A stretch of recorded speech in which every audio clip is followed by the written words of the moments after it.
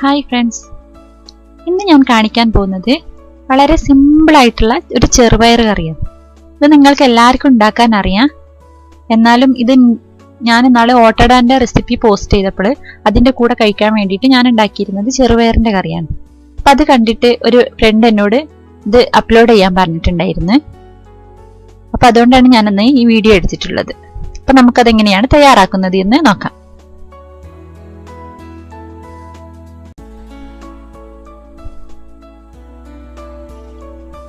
അതിനുവേണ്ടി ഞാനിവിടെ ഈ ക്ലാസ്സിന് ഒരു 3/4 ഗ്ലാസ് ചെറുപയർ എടുത്തിട്ടുണ്ട്.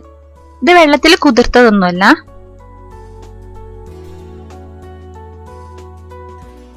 ഈ ഒരു അളവിന് വേണ്ടതാണ് ഞാനിവിടെ പറയുന്നത്.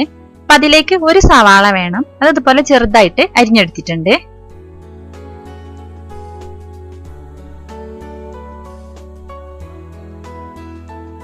പിന്നെ വേണ്ടത് ഒരു 2 അല്ലി വെളുത്തുള്ളി, അതുപോലെ ചെറുതായി ചോപ്പ് ചെയ്തിട്ടുണ്ട്. പിന്നെ ഒരു ചെറിയ തക്കാളി. പിന്നെ വേണ്ടത് കുറച്ച് പച്ചമുളക്. ഞാനിവിടെ പച്ചമുളകിന് പകരം കാന്താരിമുളകാണ് യൂസ് ചെയ്യുന്നത്. എൻ്റെ കയ്യിൽ കുറച്ച് കാന്താരിമുളക് ഇവിടെ സ്റ്റോക്ക് ഉണ്ട്. അപ്പൊ നാട്ടിലൊക്കെ പോവല്ലേ, അപ്പൊ ഇപ്പൊ ഞാൻ അതാണ് കറിയിലൊക്കെ ഉപയോഗിക്കുന്നത്, അതങ്ങ് തീർക്കാൻ വേണ്ടിയിട്ട്. പിന്നെ വേണ്ടത് ഇതിന് 3/4 ഗ്ലാസ്സാണ് ഞാൻ ചെറുപയർ എടുത്തിട്ടുണ്ടായിരുന്നത്. അപ്പൊ ഇതിന് ഞാനൊരു 3.5 ഗ്ലാസ് വെള്ളം എടുക്കുന്നുണ്ട്. ഞാൻ പറഞ്ഞിരുന്നത് ഇത് കുതിർക്കാത്ത ചെറുപയറാണ്. നിങ്ങൾ വെള്ളത്തിലിട്ട് കുതിർത്ത ചെറുപയറാണ്. ഇത് ഞാൻ വേവിക്കുന്നത് കുക്കറിലാണ്. അപ്പൊ നമുക്കൊരു കുക്കറിലേക്ക് ആദ്യം ചെറുപയർ ഇട്ട് കൊടുക്കാം. പിന്നെ സവാള, പച്ചമുളക്, തക്കാളി, വെളുത്തുള്ളി. ഇനി ഇതിലേക്ക് ഒരു 1/2 ടീസ്പൂൺ മഞ്ഞൾപ്പൊടി ചേർക്കുന്നുണ്ട്. പിന്നെ പാകത്തിനുള്ള ഉപ്പ് ചേർത്ത് കൊടുക്കാം.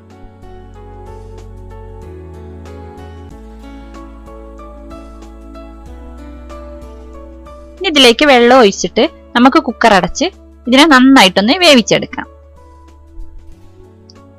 ചെറുപയർ കറി വെക്കുമ്പോഴേ എപ്പോഴും പയറ് നന്നായിട്ട് വെന്തിരിക്കണം. അപ്പോഴാണ് കറിക്ക് നല്ല ടേസ്റ്റ് ഉണ്ടാവുക.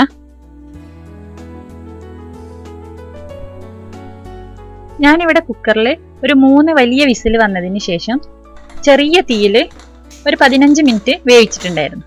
പിന്നെ തീ ഓഫ് ചെയ്തിരുന്നു. പിന്നെ ഫുള്ള് പ്രഷർ പോയതിന് ശേഷമാണ് കുക്കർ തുറക്കുന്നത്. അപ്പൊ നമ്മുടെ ചെറുപയറൊക്കെ നന്നായിട്ട് വെന്തിട്ടുണ്ട്. ഇനി ഇതിലേക്ക് ഞാൻ നല്ല കട്ടിയുള്ള തേങ്ങാപ്പാൽ ഒഴിച്ചു കൊടുക്കും.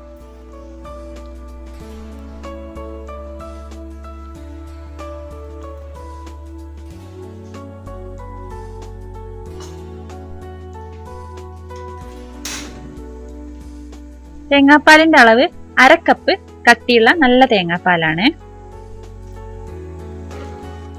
ഇനി ഇതൊഴിച്ചിട്ട് കറി നന്നായിട്ടൊന്ന് മിക്സ് ചെയ്ത് കൊടുക്കണം. ഇനി തീ ഓൺ ചെയ്ത് കൊടുക്കാം.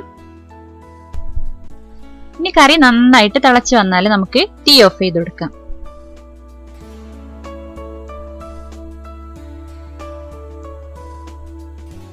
ഇനി ഇതിലേക്ക് നമുക്ക് വറവിട്ട് വയ്ക്കണം. അതിനൊരു പാൻ ചൂടാക്കിയിട്ട് നമുക്ക് കുറച്ച് എണ്ണ ഒഴിച്ചു കൊടുക്കാം. ഞാനിവിടെ സൺഫ്ലവർ ഓയിലാണ് ഉപയോഗിക്കുന്നത്. നിങ്ങൾക്ക് വെളിച്ചെണ്ണ ഉപയോഗിക്കാം. വെളിച്ചെണ്ണ നല്ല ടേസ്റ്റ് ഉണ്ടാവുക. ഈ എണ്ണ നന്നായിട്ട് ചൂടായാൽ നമുക്ക് കുറച്ച് കടുക് ഇട്ട് കൊടുക്കാം. ഈ കടുകൊന്ന് നന്നായിട്ടൊന്ന് പൊട്ടി വരട്ടെ.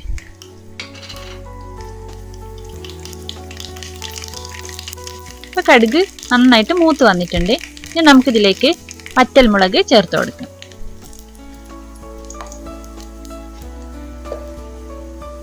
ഇനി ഇതിലേക്ക് കറിവേപ്പില ചേർത്ത് കൊടുക്കാം.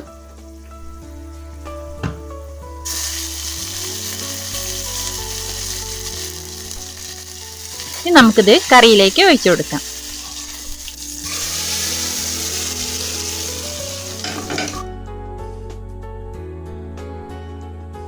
അപ്പൊ നമ്മുടെ ചെറുപയർ കറി ഇവിടെ റെഡി ആയിട്ടുണ്ട്. പിന്നെ ഇത് എല്ലാവരും ഒന്ന് ട്രൈ ചെയ്ത് നോക്കണം. എന്നിട്ട് അഭിപ്രായം അറിയിക്കണം. നിങ്ങൾക്ക് ഈ വീഡിയോ ഇഷ്ടമായതാണെങ്കിൽ ഷെയർ ചെയ്യാനും ലൈക്ക് ചെയ്യാനും കമന്റ് ചെയ്യാനും മറക്കരുത്.